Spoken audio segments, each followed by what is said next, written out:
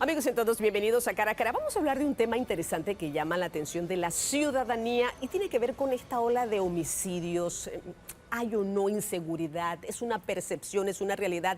Y en medio de esto, ¿qué están haciendo las autoridades? Son las estrategias adecuadas y precisas para contrarrestar el crimen organizado. Hay mucho que hilar en torno a este tema. Hoy vamos a hablar con el exfiscal de drogas, también ex magistrado de la Corte Suprema de Justicia, José Abel Almengor. Tiene aspectos e información importante sobre este tema porque es nuestro invitado de hoy aquí en Cara a Cara.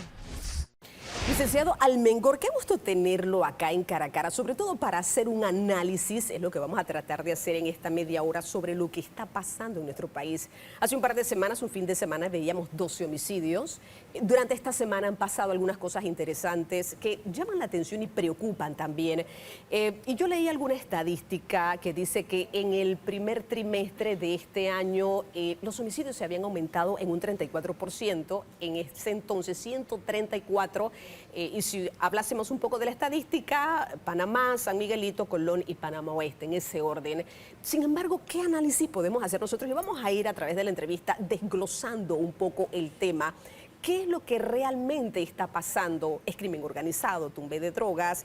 ¿Son muertes por temas de riña? ¿Cómo lo evalúa y analiza usted? Y más adelante vamos a ver el tema de operativos prácticamente todos los días versus lo que ocurre o pasa en nuestro país. Bienvenido, licenciado Almengor. Muchas gracias, Dorcas. Para mí es un placer poder compartir en este importante programa un tema tan delicado, tan de actualidad y que definitivamente guarda relación con el cambio que nuestro país ha tenido en los últimos 15 años, que ha sido rápido, vertiginoso y en donde las tecnologías de comunicación tienen un rol súper importante, tanto para las personas que hacemos el bien como para aquellos que están vinculados a actividades de crimen organizado.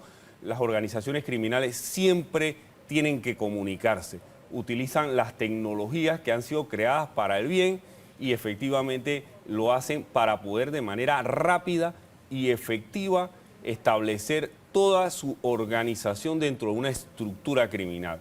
Panamá ha ido cambiando, existen un número de pandillas que controlan diferentes territorios, hay pandillas en la ciudad, en San Miguelito y muchas en el interior ya no es tan seguro como hace algunos años y la estructura de la pandilla no es más que la estructura del crimen organizado. Tiene los mismos componentes. Esos componentes son división de territorio, control de armas de fuego, control de grandes sumas de dinero para efectos de poder continuar con sus operaciones.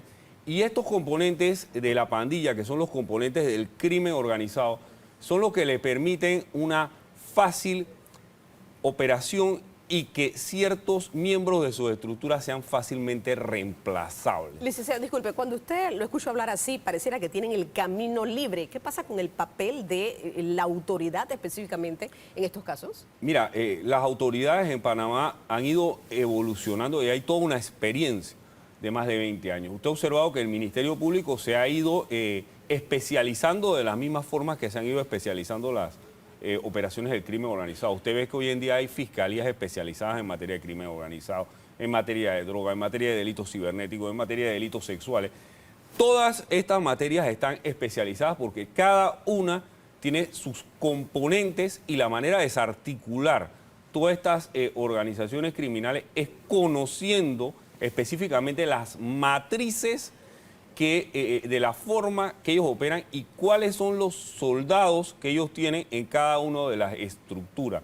Existen personas que están en la línea de fuego, en la línea de batalla, son aquellos que van a en determinado momento enfrentarse directamente a las autoridades.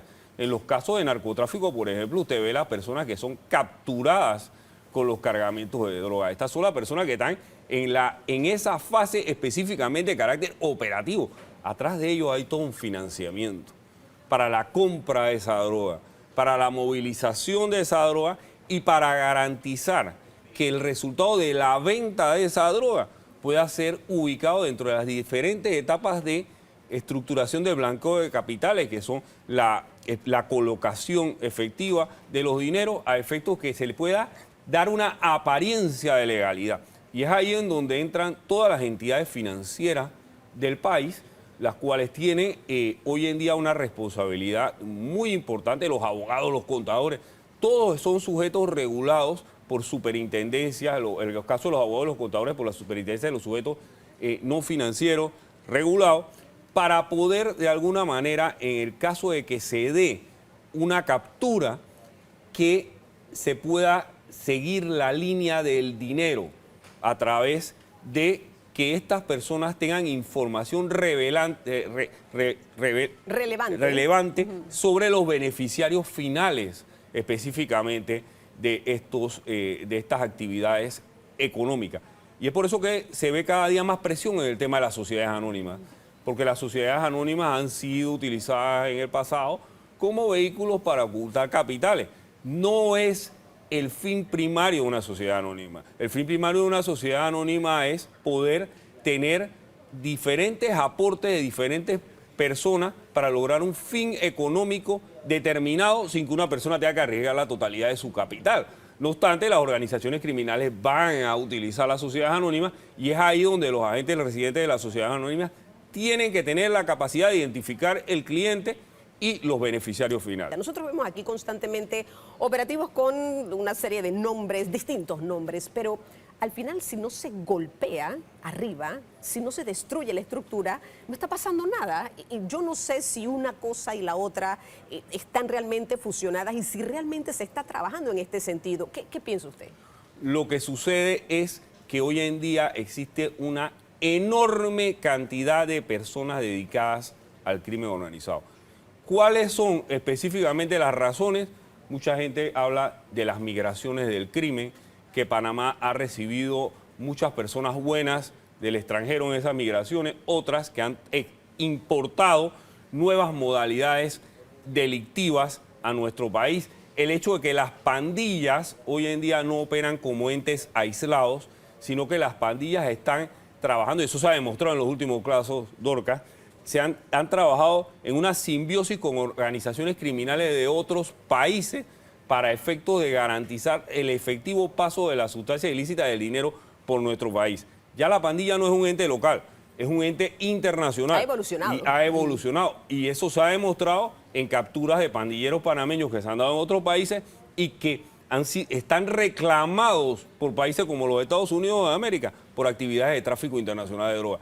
Eso demuestra que ya ese pandillero no es el pandillero local del Chorrillo, de San Miguelito. No, este pandillero está relacionado específicamente con grupos de crimen organizado transnacional, como poderosos carteles colombianos, en los cuales en los últimos años se han detectado fuertes sumas de dinero guardadas, encaletadas, cientos de millones de dólares, y que efectivamente puede parecer para el panameño común una mala noticia, esa incautación de esa gran cantidad de droga, pero también se le puede dar otra interpretación. Y ven acá, las autoridades financieras están lo suficientemente blindadas para evitar que estos carteles hayan podido colocar este dinero en cuentas bancarias o utilizar algún tipo de productos bancarios que normalmente se hubiera podido intentar utilizar para blanquear este capital.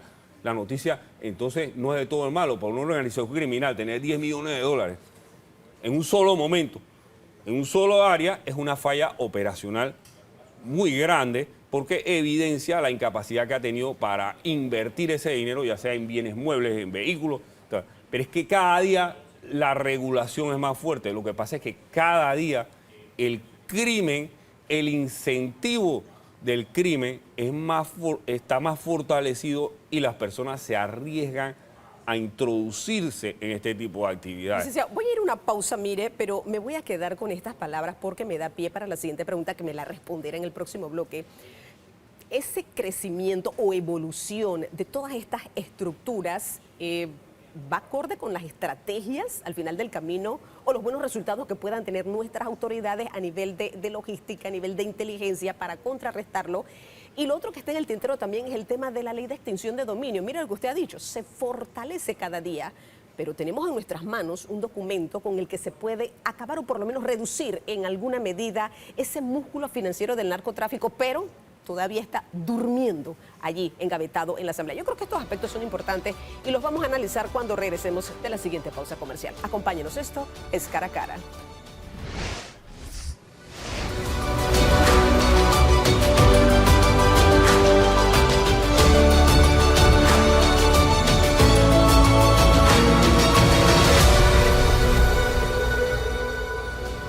Amigos, ya estamos de vuelta. Esto es Cara a Cara, hablando con el ex fiscal de drogas, José Abel Almengor. Usted daba unos datos interesantes al ir a la pausa. Hablábamos un poco sobre la evolución de este tipo de delincuencia, de crimen organizado. Y mi pregunta era, ¿estamos acorde? ¿Nos estamos poniendo al día con esas estrategias para contrarrestarlo? Y un poco más adelante, licenciado, hablaremos sobre este proyecto de ley, extinción de dominio, al que se le ha encontrado, de todo, y no tenemos todavía esta norma establecida para poder reducir, acabar o por lo menos controlar de alguna manera el músculo financiero del narcotráfico. Sí, Dorcas, es una interesantísima pregunta. Panamá en los últimos 25 años ha ido evolucionando conforme a las diferentes tendencias que va llevando adelante el crimen. Y específicamente para ello se ha ido penetrando gran cantidad de grupos organizados, los cuales tienen diferentes perspectivas o formas como cometen el delito, porque es que ellos van evolucionando de manera igual. Nosotros para los años, finales de los años 90 y principios del año 2000, veíamos que las organizaciones criminales hacían mucho del transporte de su droga vía aeropuertos, utilizaban los aeropuertos. Conforme se fueron creando nuevas técnicas de detección en los aeropuertos, ellos fueron cambiando y variando hacia el mar y se tiraron al mar. Y se veían grandes cantidades de decomisos en el área de Coclé del Norte con lanchas rápidas. Eso era común, demasiado común. Ahora submarinos, licenciado. Hoy en día, además de los submarinos, ellos se han trasladado a los puertos y vemos que la mayor cantidad de los decomisos de droga o las organizaciones criminales se ven en los puertos.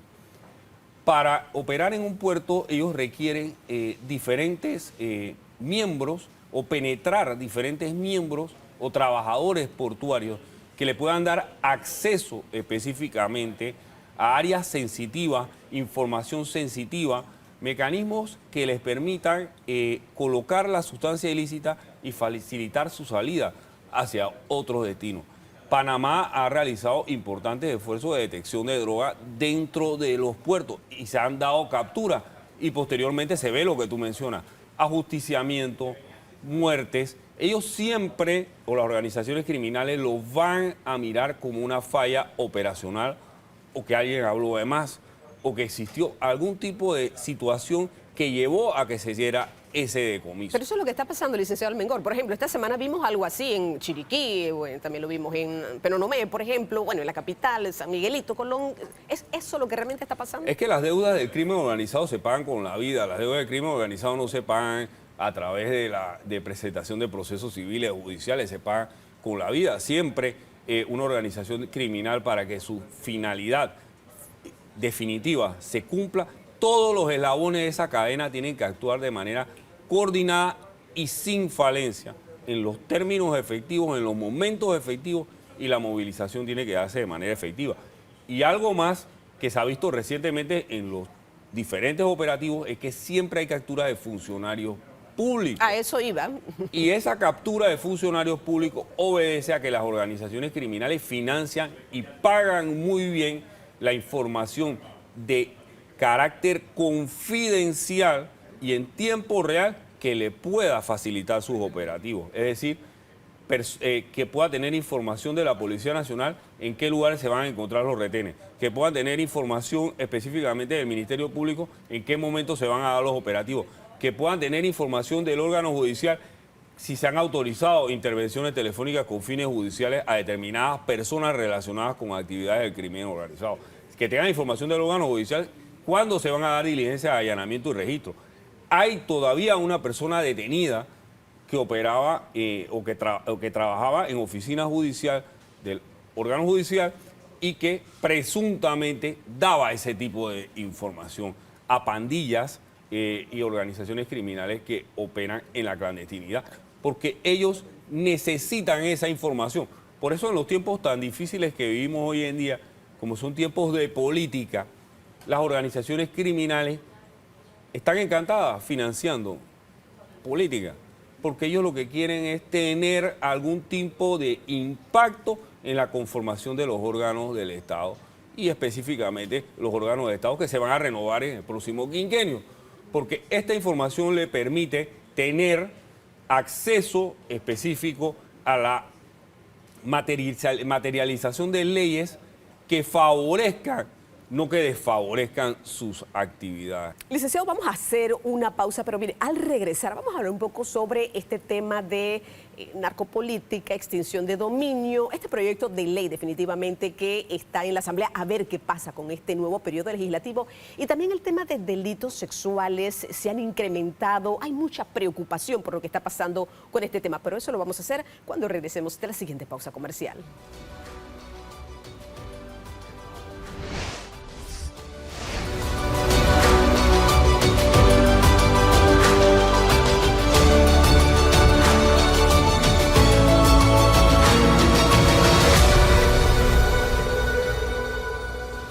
Amigos, ya estamos de vuelta. Esto es Cara a Cara, hablando con el ex fiscal de drogas, José Abel Almengor. Voy a utilizar esta frase o voy a ligar estas dos palabras: narcopolítica versus proyecto de ley engavetado en la Asamblea Nacional. ¿Qué le suena a esto, licenciado Almengor? Muchas gracias, Dorcas. Este es un tema muy interesante. Los cuestionamientos que yo he escuchado es que una herramienta de este tipo en manos del Ministerio Público pudiese ser un mecanismo dirigido a una persecución política. No obstante, nosotros observamos que todos los mecanismos de investigación y todos los mecanismos administrativos, si están en las manos equivocadas, pueden ser utilizados con fines que no sean los correctos. ¿Usted cree que lo pasan en la Asamblea, licenciado? Mire, incluso se podría decir que la DGI se pudiera utilizar como mecanismo de persecución política, que se pudiera utilizar temas relacionados con el Ministerio de Trabajo, temas relacionados con tantas cosas, pero no por eso se pudiese decir que el mecanismo hay que pararlo de manera... Esto va a ser ley de la República. Hay que ir avanzando. A Colombia le tomó más de 25 años. Lo que pasa es que aquí eso no se dice, que lo que tiene que ver específicamente con que esta norma haya evolucionado en Colombia es el paso del tiempo. Desde 1996. Con muchas modificaciones también, ¿no? Sí. Su primera ley de extinción de dominio, dirigida básicamente a la persecución de las organizaciones criminales como el Cartel de Cali, que se estaba en ese momento desmontando por parte de las autoridades colombianas con todo el tema que ellos tuvieron de la presidencia tan confusa de Ernesto Samper Pizarro. Eso fue evolucionando y se fue haciendo una ley de extinción de dominio a la colombiana, porque cada realidad de cada país es diferente. Entonces nosotros aquí en Panamá nos hemos empantanado en el tema de la corrupción, en el tema específicamente del peculado de delitos contra la administración pública, como una excusa para no llevar esto adelante, y le estamos haciendo un daño al país, porque lo que hay que hacer es arrancar con algo.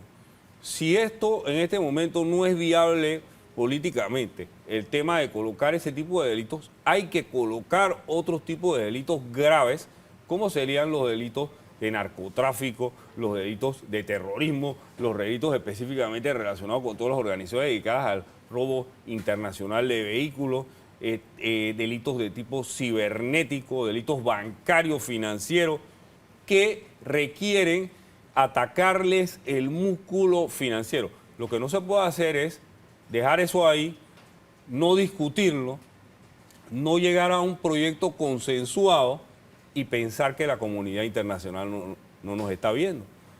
Porque no nos está viendo. Estas son leyes modelos que Panamá, en diferentes documentos que ha firmado en materia de crimen organizado, tiene un compromiso, por lo menos, de tratar de implementarla. Panamá no es un ente aislado, no es una isla. Panamá forma parte del concierto de naciones, y todas las naciones lo que tienen que tener es una homologación legislativa, que las leyes sean más o menos iguales en todos los países. Eso es importante, claro, para efecto de que pueda hacer ese intercambio de información de organizaciones criminales transnacionales que tienen sus actividades en diferentes países, sus miembros en diferentes países que no conocen fronteras. Es que ya no existen las fronteras con el Internet, ya no existen las fronteras con el tema cibernético. Antes decían aquí en Panamá, oye, ese político se robó un pocotón de plata y la depositó en Suiza. Es imposible detectar esa información. Hoy en día ya no existe esa frontera. Todo eso cambió, claro todo que eso sí. cambió. Así es. Licenciado, muy brevemente, coménteme esto de los delitos sexuales. Han aumentado últimamente, bueno, luego de la pandemia, muchísimo más. Las personas se están atreviendo a denunciarlo. ¿Qué es lo que está pasando realmente? ¿Qué análisis hace usted al respecto? La incidencia de los delitos sexuales se ha potencializado con el uso de las redes sociales. Las redes sociales han sido un mecanismo que para nuestros hijos, nuestros nietos, tienen que estar los padres muy encima de ellos, porque hay gran cantidad de depredadores sexuales que están escondidos en las redes sociales. Hoy en día usted no puede dejar a un niño de 9, 10 años solo porque usted tiene otra cosa que hacer o porque usted no puede supervisar a ese niño porque los depredadores sexuales están ahí. Y la potencialización de esto se da por la gran cantidad de desarticulación de organizaciones dedicadas a los delitos sexuales que ha hecho el Ministerio Público, que tiene entes operativos dedicados específicamente a eso. Entonces, antes probablemente estos delitos se cometían y nadie lo sabía. Hoy dejan huella, dejan trazos a través de los equipos, específicamente tecnológicos, que todos tienen sus IP y que se puede revertir o conocer el pasado. ¿En dónde está el pecado de todo esto? La queja diaria de todo esto. Se captura el depredador, se captura al violador, se captura al pedófilo, se captura a cualquiera de estos ciudadanos y hay una ley que señala que hay acuerdos para estas personas y estos acuerdos de pena no existe una real participación de la víctima. La víctima... Y es muy criticado y cuestionado este tema de acuerdo de pena, que se está dando bastante en este tipo de delitos. Hay una doble victimización porque la víctima se utiliza como mecanismo o elemento de prueba o convicción para identificar, para señalar, para brindar información, pero cuando se va a un acuerdo de pena, se le manda un correo a la víctima y la información o lo que diga la víctima no es vinculante.